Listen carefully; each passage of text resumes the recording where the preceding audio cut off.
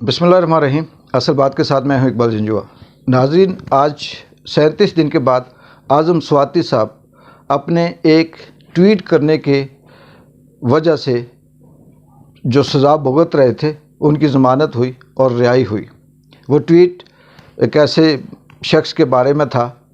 जो शायद कि उसे नागवार गुज़रा। वो ताकतवर था और उसे अपनी ताकत पे शायद नाज था, घमंड था, और उसने आज़म स्वाति जो 75 साल की उम्र का है उसको ना सिर्फ सज़ा दी बल्कि मुल्क के कोने कोने में जेलों में घसीटा और न जाने क्या क्या उसके साथ हुआ। आज आज़म स्वाति जैसी मुल्क से जेल से रिहाई हुई उसने एक और धुआंधार किस्म की प्रेस कॉन्फ्रेंस की। उसने कहा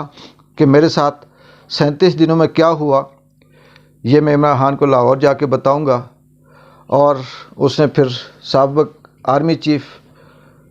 ऑफ स्टाफ जनाब बाजवा का नाम लेकर कहा कि मैं एक शहरी हूँ, जिस तरह से आप हक़ रखते हैं कि आप मेरे एहसास से मुझसे पूछ सकें, मैं भी हक़ रखता हूँ कि आपके एहसासों के बारे में, आपके पास जो दौलत है उस बारे में पूछ सकूँ। नाज़रीन, ये तो एक अलग सी बात है, लेकिन जो जिस बात पे अफसोस है, दुख है कि इस वक्त पूरे मुल्क में महंगाई का तूफ़ान है। हर एक आदमी, चाहे वो होटल पे है, रेडी वाला है, दुकानदार है, मुलाज़म पेशा है, जो भी शख्स कहीं भी कोई 50-60 हज़ार से कम तनख्वाह लेने वाला, वो एक ही बात ज़िक्र करता है दूसरे से कि महंगाई है, गुजारा नहीं हो रहा, बच्चों की फ़ीसें नहीं दी जा रही, स्कूल छुड़वा रहे हैं, घरों में मसाइल बहुत ज़्यादा हैं, वालिदैन बीमार हैं, उनका इलाज करवाने के लिए पैसे नहीं हैं। लेकिन बदकिस्मती से हमारा मुल्क, हमारी अशराफिया, हमारे सियासतदान वो सिर्फ़ और सिर्फ एक दूसरे पे ना सिर्फ इल्ज़ाम लगाते हैं, माजी में तो इल्ज़ाम लगाया करते थे, अब वो बाकायदा ऑडियो और वीडियो की सूरत में सोशल मीडिया पर एक दूसरे की किरदार कुशी करने में, अपनी सबकत लेने में सबसे आगे हैं। इस बात का भी दुख होता है कि जब भी टीवी ऑन करें तो हुकूमत का कोई न कोई ऐसा वज़ीर, नुमाइंदा, स्पोक पर्सन बैठकर ऐसे झूठ बोल रहा होता है, ऐसे राम कहानी कर रहा होता है, जैसे इस मुल्क के साथ किसी दुश्मन ने इसके साथ बलात्कार किया और वो आए हैं और उन्होंने आके देखा कि जैसे कोई नई नवेली दुल्हन आती है और वो देखती है कि मैं पहली दफ़ा घर में आई हूँ, घर की दीवारें टूटी फूटी हैं, घर का फर्नीचर का सत्यानाश हुआ है, घर में बैठने की जगह नहीं है, और वो ये कहती है कि ये कितना बुरा हाल है। यही वो लोग हैं जो टीवी में बैठकर भाषण देते हैं, जो ये कहते हैं कि इस मुल्क को इमरान खान ने लूट लिया, जो ये कहते हैं कि उसने करप्शन कर दी। अगर वो अपने गिरेबान में झांकें तो उन्हें ये नज़र आएगा कि इमरान खान ने करप्शन नहीं की। इमरान खान ने करप्शन रोकने के लिए जो आवाज़ बुलंद की, आप सारे जत्था रियासत समेत एक हो गए। और फिर ये ऑडियो वीडियो सिर्फ़ और सिर्फ इसलिए बाहर निकाली जा रही हैं, इसलिए एक दूसरे को नंगा कर रहे हो ताकि आप ये सोचते हो कि किसी खौफ से, किसी डर से शायद कि कोई हमारी बात ना करे। लेकिन एक बात याद रखिएगा,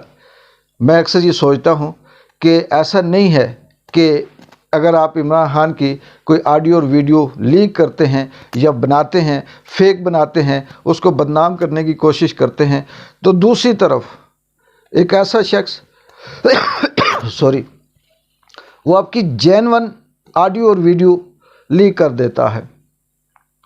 ये जो इदारे हैं, ये जो लोग हैं, मुझे बड़े दुख से कहना पड़ता है कि सारी ज़िंदगी हम जिसको अपना रहबर समझते रहे, हम जिनको अपना महफ़ूज़ समझते रहे, हम जिनको अपना साया समझते रहे, हम ये सोचते रहे कि हम एक महफूज घर के अंदर हैं, और जब पता चला तो वो ना सिर्फ हमारे खून के साथ खेलते रहे, ना सिर्फ हमारी गुर्बत के साथ खेलते रहे, बल्कि उन्होंने हमारी ज़िंदगियों का भी मजाक उड़ाया। इस 22 करोड़ आवाम को एक भेड़ बकरियां समझकर उन्होंने चंद 100 लोग जहाँ पे इस मुल्क पे हुक्मरानी कर रहे हैं, और वो ये समझते हैं कि उनका ये हक़ है, और ये शायद कि इस मुल्क में उनके अलावा ना कोई हुक्मरानी कर सकता है और ना किसी का हक़ है। मुझे अदलिया की उन फैसलों पे बड़ी हैरत होती है जो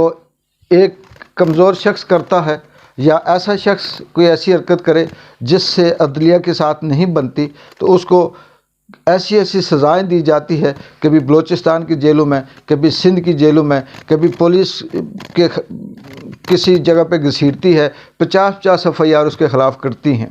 لیکن کوئی ایسا شخص اس سے بڑا جرم کرے جو طاقتور ہے اور جس کی عدلیہ کے ساتھ دعا سلام ہے، یا عدلیہ کی کمزوریاں اس کے پاس ہیں، یا اس کی کمزوریاں اس کی عدلیہ کے پاس ہیں، تو اس کے خلاف FIR تو دور کی بات ہے، بلکہ یہ کہا جاتا ہے کہ یہ ایک سیاسی بیان تھا، یہ ایک عام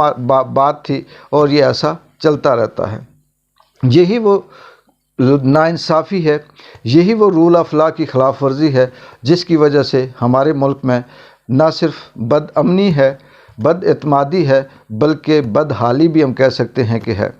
جب تک اس ملک میں رول آف لا نہیں ہوتا، جب تک یہ ادارے اپنی اپنی ذمہ داریاں نہیں سمجھتے، جب تک یہ ادارے ایک دوسرے کی آڈیو ویڈیو لیک کرنا نہیں چھوڑتے، جب تک یہ ادارے اپنے اپنے ڈومین میں رہ کر اپنی ذمہ داریاں نہیں نبھاتے، تب تک یہ کھیل نورہ کشتی بھی چلتی رہے گی، یہ اچھاڑ پچھاڑ بھی چلتا رہے گا، یہ پسند ناپسند بھی چلتی رہے گی، اور کبھی ایک آئے گا کبھی ایک آئے گا، لیکن یہ عوام اسی طرح پستی رہے گی۔ اس وقت جو اشیاء خورنوش ہے،